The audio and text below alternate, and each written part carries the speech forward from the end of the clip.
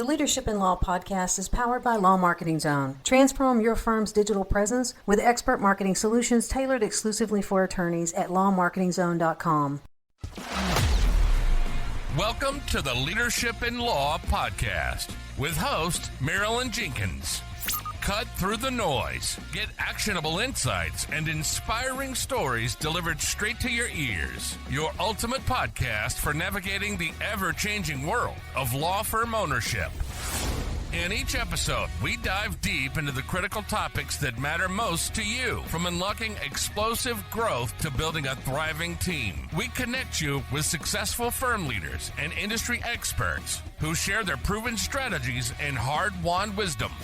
So, whether you're a seasoned leader or just starting your journey as a law firm owner, the Leadership in Law podcast is here to equip you with the knowledge and tools you need to build a successful and fulfilling legal practice.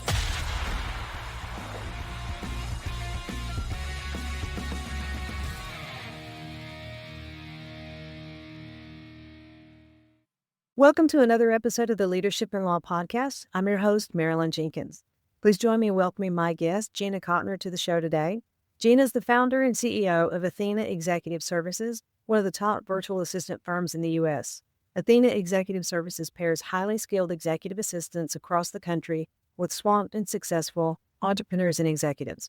Gina's team of elite EAs takes ownership of key tasks and projects, freeing leaders to focus their time and energy where it matters most. Gina is a dynamic speaker and workshop facilitator, known for her practical, engaging approach to delegation. Through immersive, collaborative experiences, she helps leaders confidently hand off the heavy lifting and build teams rooted in clarity, accountability, and trust. I'm excited to have you here, Gina. Welcome. Thank you. Thanks for having me. Absolutely. Tell us about your leadership journey. Oh, gosh. At a high level, I worked for corporate America in my early part of my career, which was great. I actually worked for Big Blue. I worked for IBM. It was a great place to be in my late 20s, early 30s. And somewhere in there, I just decided I want to work for myself. I don't want to, this notion of what back then was 2 weeks of vacation per year and meetings every Monday at 10 a.m. in a gigantic boardroom with a bunch of people. I just thought, this can't be like this for the next 30 years of my life. And it was a good experience, but I was like, I gotta go. So I decided to be an entrepreneur, I think in 2006 is when I left IBM. Okay. And I left IBM with a brilliant business plan to open a martini lounge. That was my first. I spent a year and a half actually working on it. Now think 2006. Not knowing that what's coming is 2008 and a whole big crash in the housing market and the markets in general. So thankfully, it was the greatest thing I never did. I pulled the plug on it at the last minute and said, I'm not going to do it. So for the next 10 years, I just had a lot of small businesses, worked for myself or had one business partner here or started this little thing there and nothing really went. And then I found myself 10 years later in the middle of a divorce that was not going well. And I just said, I can't be an entrepreneur anymore. I have just got to get a job, a job. I need to do some work for somebody. They need to put some money in my bank account. It needs to be simple. Mm-hmm. And I found someone on Facebook who I knew, and she was looking for an executive assistant. And I was like, I could do that. I could be an executive assistant. So I was her executive assistant for a few years, actually. And she sold her office. And we were suddenly all working from home. It was a recruiting firm. And there I was an EA working from home. And I loved it. And then her business kind of fizzled out. She didn't need me anymore. And at the same time, my father, we knew my father was going to pass at the time, or it was imminent. So I went and spent the last chapter of his life with him. And then about 3 months later, I went looking for another CEO. Okay, I'll go be somebody else's EA. And I found one, and his HR director soon said, we need you in other departments. And I said, well, I'm full. Thank you, but no thank you. And she said, no problem. Just find me somebody like you. And I was like, oh, and she goes, just be a really good business. And I was like, no, I've been an entrepreneur. We're not doing that again. She goes, okay, that's fine. Just find me somebody like you. So I found somebody that actually she and I both mutually knew. And I said, this person would be really good. She'd never been an EA, but she'd be really good. And this woman said, good, will you coach her? We'll pay you to coach her and we'll pay her. So I was being an EA. Dorian my friend was being an EA and I was coaching her to be great. And that was where we started 10 years ago. And we were good and happy just like that. And then sure enough, Miss HR director came to me again and said, hey, the guys in sales wasting a bunch of time on a bunch of admin work. I need somebody else. Find me somebody else and open this thing as a business. And I said, I don't want to. And she said, get over yourself. So that's the origin story of the company. So 10 years ago, you've caught me in the exact month. 10 years ago this month, we ran our first payroll. Wow.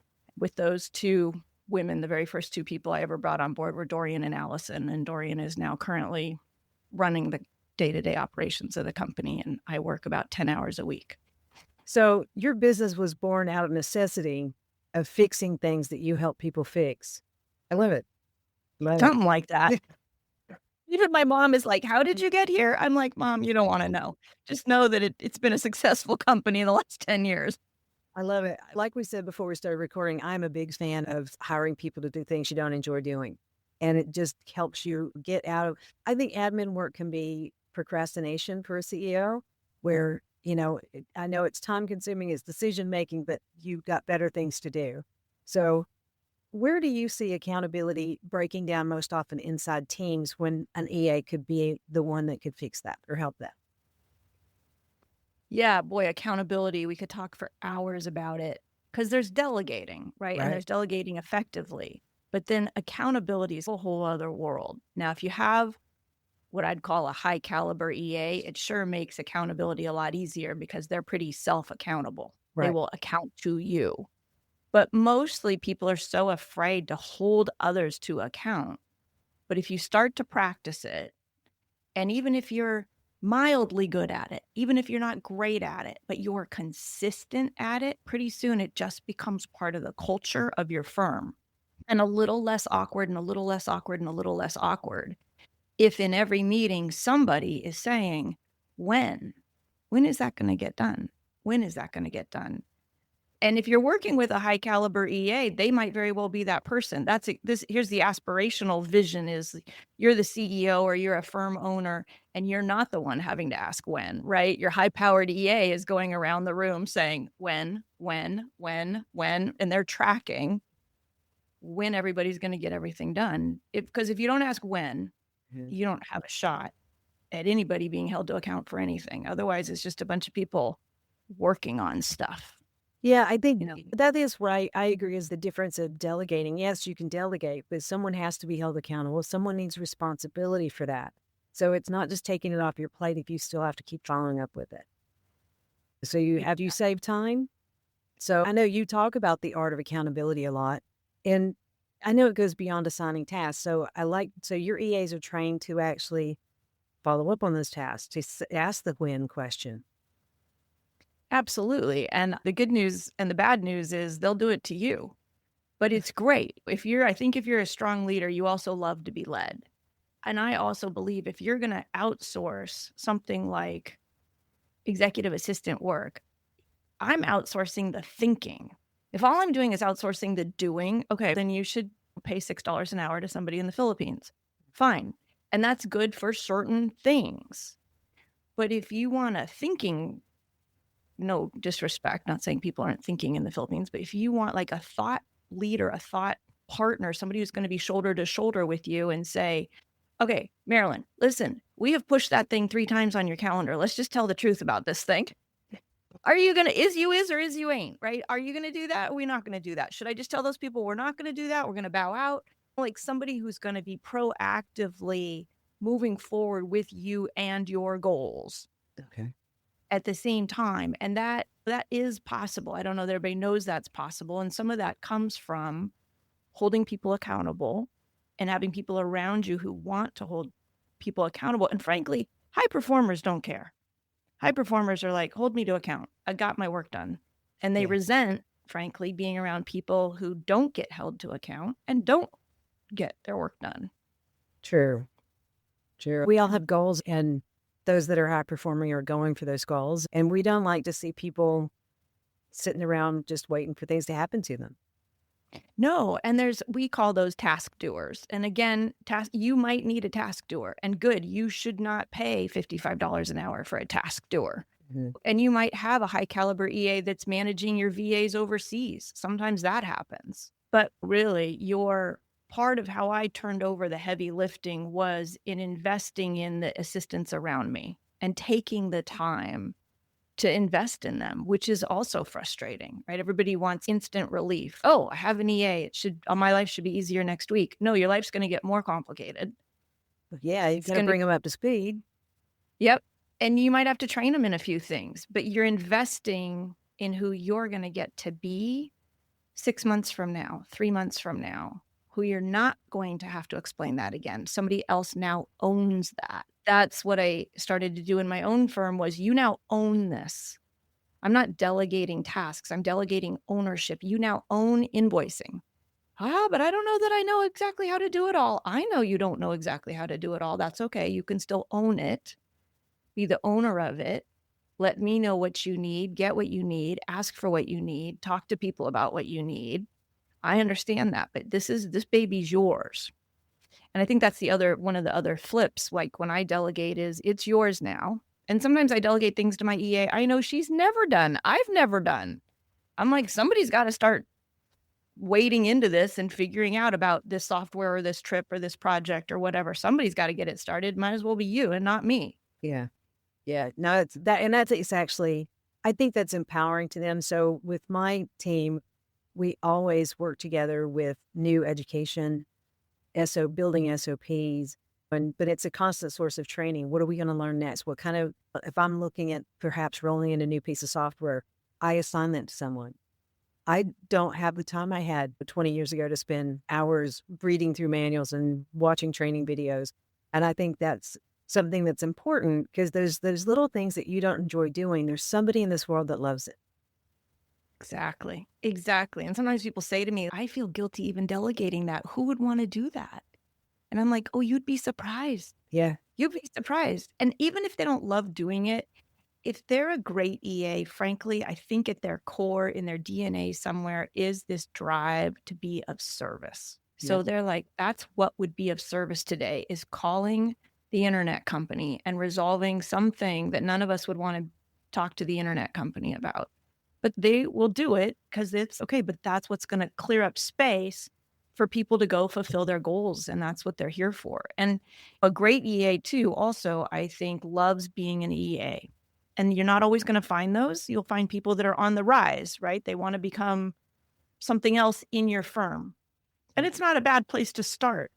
But it is really lovely when you find people who this is just what they want to do. They want to be executive assistants, and that's it. And they're awesome at it, just like you're awesome at what you're awesome at. Mm-hmm. So they're amazing in their lane, and you can lean on them for that. My EA, I'm like, this is your lane. This is not my lane. I think it's similar to having a lifelong secretary. You've seen the older law firms that the attorney has had the same secretary for. My sister had an attorney that passed away a couple of years ago. He had the same secretary for 38 years. She loved being a secretary, had no desire to do anything more. That filled her cup every single day because of all the customer service she got to do. So it was, very interesting. And in this day and age, like with our firm, they're part-time, and a lot of them love it because they want a really great part-time job. Why? Because they're picking up their kids here in 5 hours. Yeah. And they're whip smart. They're super organized. And no, they're not going to work 40 hours a week, and they're not going to drive to a downtown high-rise. Yeah, good point. Good point. So thinking about the leaders that need help, why do so many leaders struggle to delegate effectively, even when they know they need help?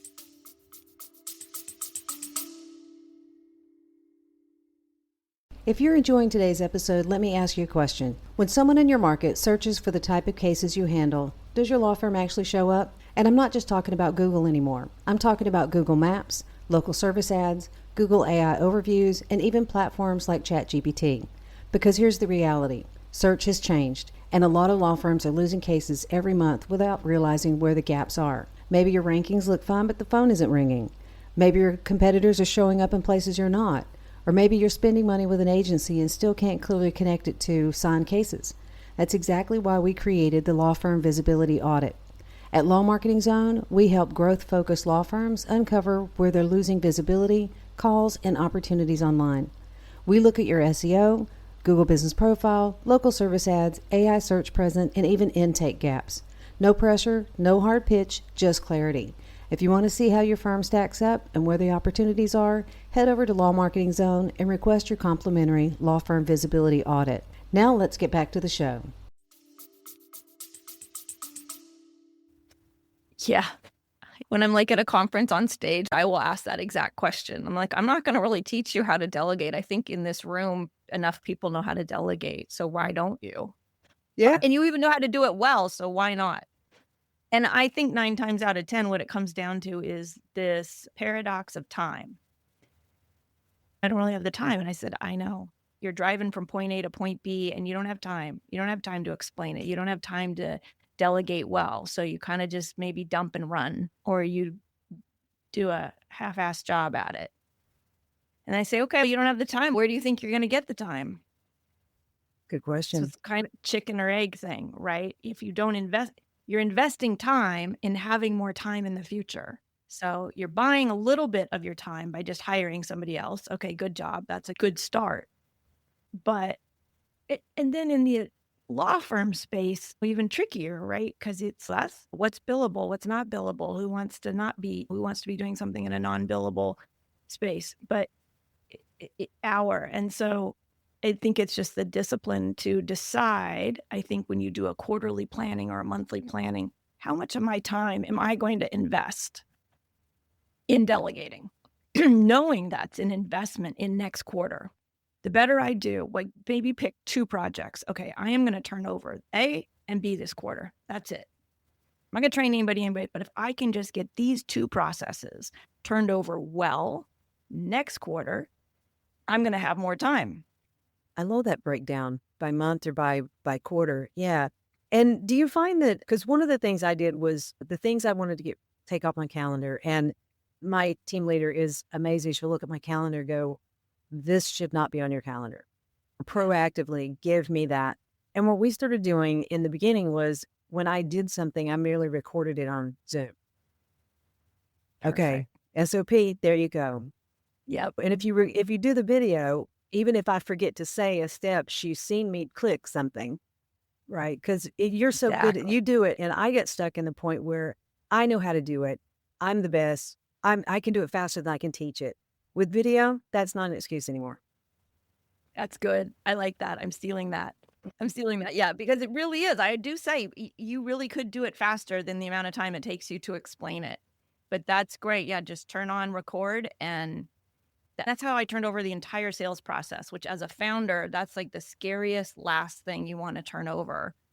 And I just started recording pieces and parts. Well, here's how I respond to this. Here's how I respond to that. I must have made 10 different voice recordings, because rather than trying to, like you said, type it all out or put it into some process, I could just riff into a microphone. And after 5 years of doing sales myself, I'm like, okay, here are the top 10 questions you're going to get asked. Here's how I respond to all of them. Do with that what you will. Yeah, I like that. The voice recording, and Loom is your friend when it comes to desktop recording, right? That's $10 a month. You don't even need the $10 plan. It's so easy. Yes. So when you introduce an EA to one of your clients, do you help with the transition? And obviously you've already got very ready to go, chomping at the bits EA that are ready to take that responsibility and the accountability. How do you help with that transition? Yeah.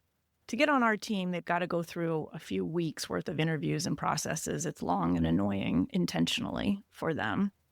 And if they make it through that, and then sometimes they've got to wait, right? Because the timing is never perfect. You never have the right amount of people in your client pipeline that we have in the EA pipeline. And sometimes we have EAs that have been working for us and they now have bandwidth that they didn't have, right? The first step is that at the end of our sales process, I was insane to design it this way, but it has worked.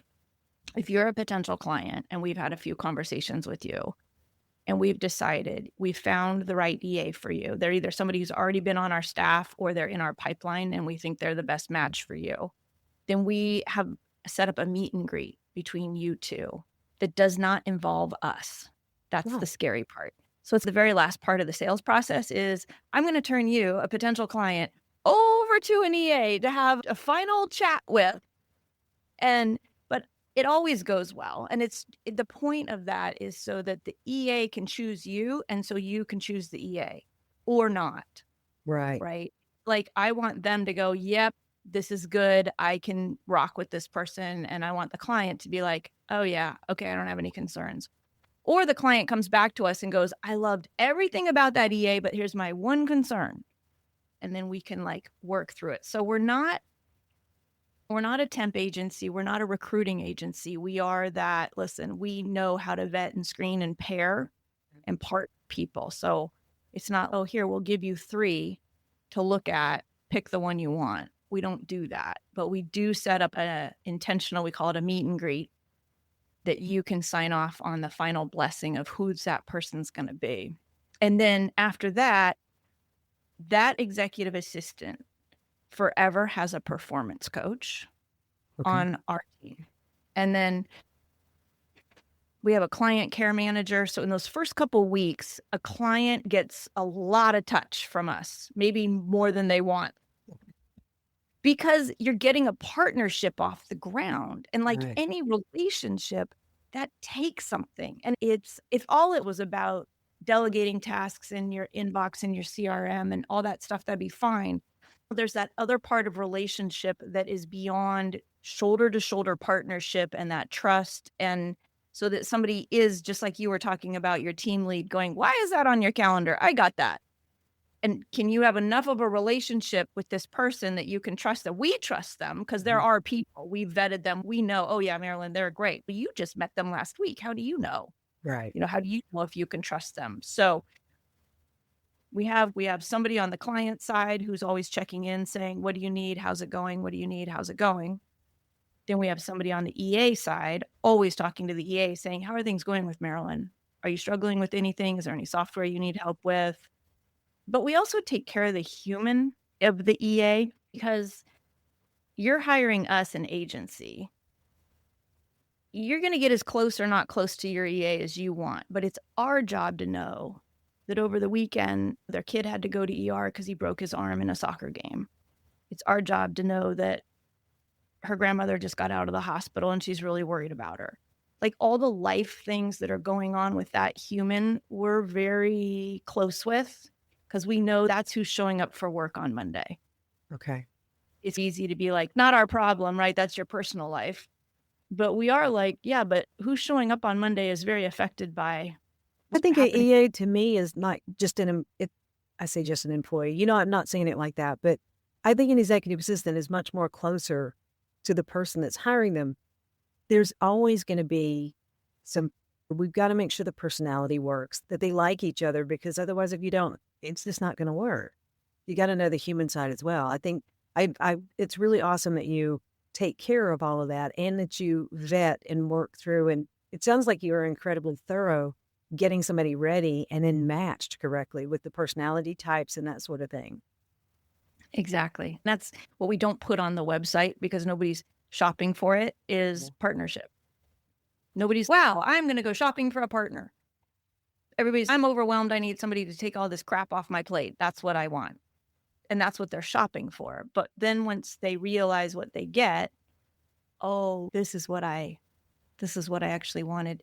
When COVID hit, I lost like 40% of my client roster in the first 3 or 4 months. And I thought, oh, this is it. We're going down, right? This is the end of this. But the only people we lost were the people who had only had their EA for 3 months. Anybody who had their EA 4, 5, 6 months or longer, they were like, nope, I'm going to do whatever it takes to keep my EA. I'm not losing that person. And it was very interesting. And then, of course, the pandemic just threw gas on the fire because we were a work from home. Yeah. Everybody in my firm works across the 4 time zones here in the States, and everybody works from home. And so when everybody had to start working from home, they were like, oh, you guys already do that? So we were one of those businesses that I wasn't loud about it at the time because I felt so bad in my heart for all the business owners that were suffering so badly. But meanwhile, in 2022 and 2023, we had these massive growths in our company because of it. It's just like an the use odd. of Zoom, the work from home. We all have been doing it for 20 years. And COVID just made people go, can we actually do that? Yeah. Yeah. Yeah. Yeah. But to your point, who people didn't let go was their EA. If they had a strong partnership with them, they're like, no, I'm not letting that person go. You depend on them. I couldn't imagine being without mine. Nope. I have No. And that, such a peace of mind when I want to go out to dinner with friends or leave early to meet somebody that's just passing through town. Or just to have a drink with someone that was visiting. So yeah. it's And see, that's the trick is you and I are on the other side. We have a lifestyle now that involves an EA and we would never go back. And until you've made that transition, it sounds so bougie. It sounds all fancy. Oh, that's for fancy rich people. And it's no. no, this is for people who are unwilling to spend the precious hours of their life on stuff that is not the highest and best use of them. Yeah. And we don't get yesterday back. No, It's and as a gone. CEO, people preach to us, you need to work on your business, not in your business. This is the way of taking a foot out and working on the growth of your business, working on your goals and having someone else do the stuff that shouldn't be a CEO per hour amount. Exactly. And I would even say to so many CEOs, and you might spend one of those hours taking a nap. You might spend one of those hours like golfing. And we think, oh, that's really fancy. No, but when you're the CEO, the kind of decisions you make, the amount of time I spend waking up. What do I think about first thing in the morning? It's not golf, it's business, Yeah. right? So it's rejuvenating ourselves as leaders and keeping our cup full, which might mean having a date with a good friend or taking a nap or playing around a golf.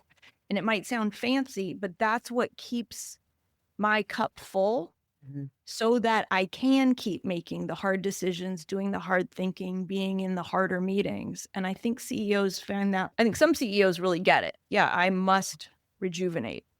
And therefore, I have people around me that free up my time so that I can, A, work on the business, but B, make sure I have to keep my resilience up because I'm the one who has to deal with the problems. That's my job. If there's no problems, you don't need a CEO. Everybody's fine. Everybody can run the firm. We're only there for when there's problems, and problems can be stressful. So important to keep our resilience up. And how we do that is by taking care of our well-being. How do we have time to take care of our well-being? We've delegated a lot of stuff.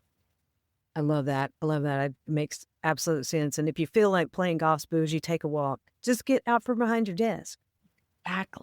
Exactly. So let's thinking about our audience. If you know someone is thinking about, it sounds like a good idea. What would be a good timing? What's the first step they would take? What would you advise someone that's been thinking about taking some stuff off their plate and just opening up their vision? Yeah. Start a log of what you might give away. What do you hate doing?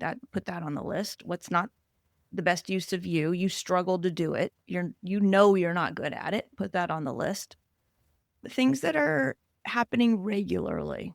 Every Monday, I got to do this. Every Thursday, I've got to do this. Twice a week, I've got to do that. Or every client meeting, I need to be ready for this. What is repeatable in your business? And those start to give you the ideas of, oh, yeah, okay, what would I give away? And then you could even start the pre-work like you were talking about. Maybe make a Loom video of how you do that thing. I noticed before I turned over a very large process, I went into our filing system, which at the time was in Dropbox. And I thought, oh my God, I can't send somebody in here. I understand the mess in here, but this is a mess. I can't say, just go to the operations folder, you'll find it. No, you will not find it. So there might be some organizing you start to do with the vision called, okay, someday I'm going to get somebody involved and they're going to open up this folder and this folder is not going to make any sense. Yeah, I had one of those. Go start making it make sense a little bit. Now, the flip side of that is when you bring in an assistant, tell them to go get it organized. But you might need to do a little bit of house cleaning. So those are some good starting points. And then when you shop, of course, I'm tainted by what we do. And I set up our firm the way I set it up because I figured a lot of people need high caliber support somebody with a high level of business acumen and polish and confidence, but they don't need them 40 hours a week. Right. They need that kind of EA that sits outside somebody's office on the 40th floor of the downtown high rise, but they just need them 10 hours a week. So I would also say do that. Start there. Mm-hmm. We almost always tell people start at about 10 hours a week. That's our minimum in our company because, and people might go, I think I'm going to need more. And then we're like, of course, great. We want to provide more services. But the other thing is that 2 months from now, you're going to get a lot more out of that 10 hours a week than you got in the first 2 weeks. Right. So they're getting exponentially faster and more efficient at what they do in those 10 hours a week. And I think for an executive, I think trying to figure out what am I going to give away this 40 hours a week is overwhelming to think about. Oh, God, and I think that just rolls into procrastination. I just can't. If I don't have enough, I can't do it. I love that you offer a 10-hour a week program because that to me is a no-brainer. I can find 10 hours of stuff to get off my plate, right? And that's why I have my EA, right? It was just, but I did the same thing, keeping a log. And it was a coach suggested I do that. And this has been several years ago. Keep a log of everything you're doing every 15 minutes. Sounds like a pain, but then you realize the things you were doing you didn't need to be doing. Yeah. Yeah. It gets and it does need to hit us right in the face. Oh gosh, look at that. Yeah, exactly. Exactly. And it's a muscle we as leaders are building. That's the other thing I like about the 10 hours a week is, especially if you haven't had an EA, you don't feel like you're really great at delegating. You're probably not, but you're going to get good at it. That allows you to get better and better at delegating and you feeling better and better at delegating until you're like, oh man, I think I do have 20 hours a week worth of work here to give away. Now that I can see, to your point, now that I can see everything I'm doing that maybe isn't the highest and best use of me. Love that. This has been excellent. I think whoever is looking to clear their plate of some things they don't want to do should give you a call. Absolutely. And EA is the answer to a lot of stress relieving when it comes to getting stuff done with your business. Good. I happen to agree. All right. But I know that my listeners are going to want to connect with you, learn more about you. Where would be the best place to do that? Yeah. If you want to learn more about our firm and having an EA through our firm, go to our website, which is athenaexecutiveservices.com. I will give you a little pro tip. There is a Philippine firm, very different than ours, that is athena.com. So that's not us. Okay. That's a very different product. So we are athenaexecutiveservices.com, and you can read about us, but then also all over the website, there's buttons that say, hey, want to learn more? Want to get started? Click here. Don't be afraid. All that's going to do is it's going to connect you to this really nice guy named John who lives in Philadelphia, and you'll schedule a little chat with him for 20 minutes and just see if he'll see if he thinks you're ready for us and see if you think you're ready for us. And if you are, then he'll show you some next steps about that. That's all we do on that side. And then if you want to reach me personally, you want to ask me a question, or maybe you're like, hey, do you want to do a workshop on accountability for my firm or something like that? You can just find me on LinkedIn, Gina Cotner out on LinkedIn. I check it regularly. I'm responsive out there. Perfect. I'll make sure that those links are in the show notes. This has been a really great conversation. I think you have a wonderful service, and thank you so much for being here. It's been a great call. You're welcome. My pleasure. Thank you. That's a wrap on today's episode of the Leadership in Law podcast. Before you go, I want to make sure that you know about something that could be a real game changer for your firm. If you've been doing the work, showing up, serving clients, but your marketing still isn't producing the caseload you know you deserve, that's exactly the problem Law Marketing Zone was built to solve. My team and I work exclusively with law firms, and we don't do cookie cutter. We build a strategy around your practice, your market, and your goals. More high-quality leads, better cases, less stress, and more profit. Head over to lawmarketingzone.com/book a call and book your free case growth session today. The link is in the show notes. Thanks for listening, and we'll see you next episode. Thanks for joining us on another episode of the Leadership in Law podcast. Remember, you're not alone on this journey. There's a whole community of law firm owners out there facing similar challenges and striving for the same success. Head over to our website at lawmarketingzone.com. From there, connect with other listeners, access valuable resources, and stay up to date on the latest episodes. Don't forget to subscribe and leave us a review on your favorite podcast platform. Until next time, keep leading with vision and keep growing your firm.